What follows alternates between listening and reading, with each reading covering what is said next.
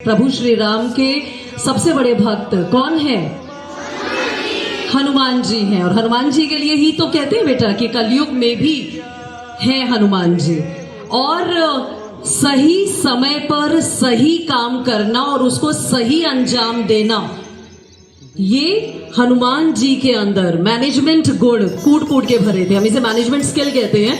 तो हनुमान जी को अगर हम आज के मॉडर्न कॉन्टेक्स्ट में भी देखें तो हम क्या कहते हैं? सही समय पर सही काम करना और सही अंजाम तक पहुंचाना, ये उनके गुण हैं। यानी बल, बुद्धि, ज्ञान, विद्या, इसके अलावा हनुमान जी के अंदर कौन सी चीज है? कौन सी चीज है? बल, बुद्धि, विद्या, ज्ञान, इसके अलावा विनम्रता, धैर्य, समर्पण।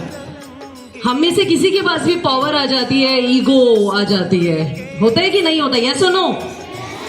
हनुमान जी के पास इतना ज्ञान, इतना बुद्धि, बल होने के बाद उनके अंदर सबसे पावरफुल स्किल जो थी वो थी उनकी विनम्रता।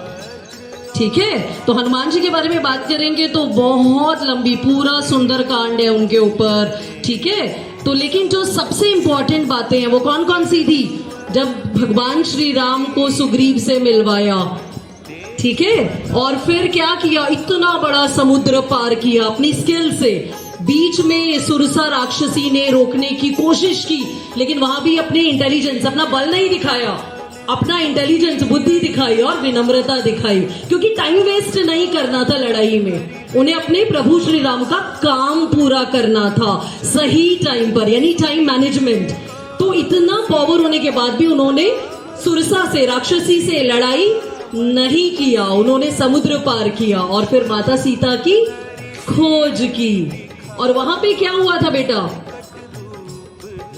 दो चीजें हुई। एक तो जब मेघनाथ ने ब्रह्मास्त्र छोड़ा तो उन्होंने उसका भी सम्मान किया, और दूसरा, असुरों की लंका में विभीषण एक सज्जन पुरुष को ढूंढ के निकाला। तो ये भी एक बहुत बड़ी स्किल है कि सब जगह नेगेटिविटी है, उसके बीच में से आप पॉजिटिविटी को कैसे ढूंढ के निकालते हैं।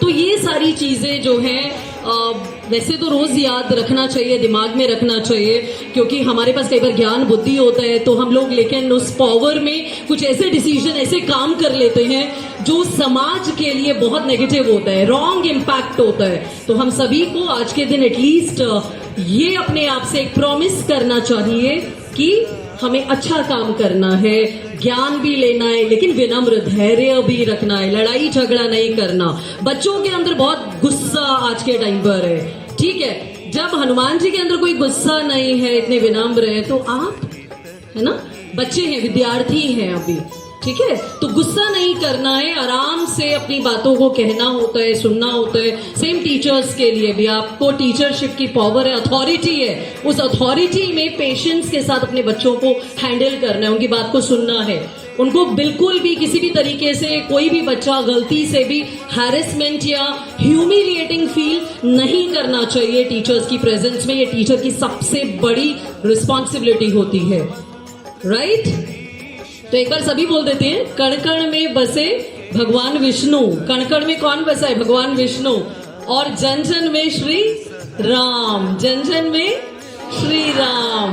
प्राणों में बसी जानकी, माता जानकी के लिए बोलते हैं, प्राणों में बसी माता जानकी, और मन में बसे हनुमान। एक बार फिर से हनुमान जन्मोत्सव की हार्दिक शुभकामनाएं।